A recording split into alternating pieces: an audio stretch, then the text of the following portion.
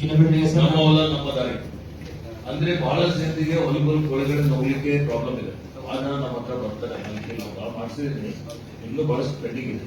ಅದಕ್ಕೆ ನಮ್ಮ ಜಿಲ್ಲೆಯಲ್ಲಿ ಟೋಟಲಿ 2 years ಅಲ್ಲಿ ಈ ವರ್ಷ ಒಂದು 25 to 50 crores, next year 50 crores ಕೊಟ್ರೆ ನಾವು ಎಷ್ಟು ಕಿಲೋಮೀಟರ್ ಡೆವಲಪ್ ಮಾಡಬಹುದು ಅಂದ್ರೆ ಮೇನ್ ರೋಡು ಕನೆಕ್ಟಿವಿಟಿ ರೋಡ್ ಬಿಟ್ಟು ಈ ರೈತರಿಗೆ ಹೆಲ್ಪ್ ಆಗೋದು. ನಾವು ಹೈವೇ ಮಾಡಿದ್ರೆ 10 ಕೋಟಿ ಖರ್ಚಾದ್ರೆ ಅವನು ಕೇಳಲ್ಲ, ಆ ಹೊಲಗಳಿಗೆ ನಾವು ರಸ್ತೆ ಮಾಡಿದ್ರೆ ಅವನು ನೆನ್ಪಿರ್ತಾನೆ.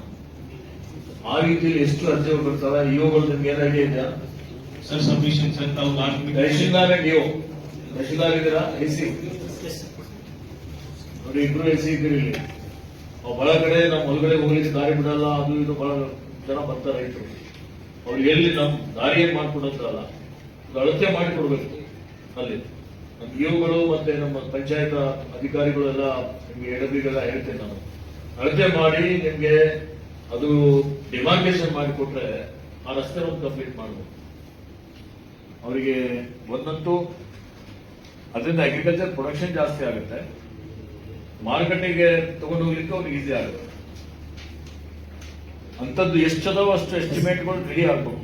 ಒಂದು 15 days ಅಲ್ಲಿ, 1 month ಅಲ್ಲಿ ಕಂಪ್ಲೀಟ್ ಬಿಫೋರ್ ವಾರ್ ಫುಡಿಂಗ್ ಬಲ್ಲಿ ನಾವು ಈ 2 years ಅಲ್ಲಿ, ಈ ವರ್ಷ ನೆಕ್ಸ್ಟ್ ಮಾರ್ಚ್ ಒಳಗಾಗಿ ನಮ್ಮ ಜಿಲ್ಲೆಯಲ್ಲಿ ಎಷ್ಟು ರಸ್ತೆಗಳು ಬರ್ತವೆ ಇಂಥವು ಮ್ಯಾಕ್ಸಿಮಮ್ ಎಷ್ಟು ಕವರ್ ಮಾಡಬಹುದು.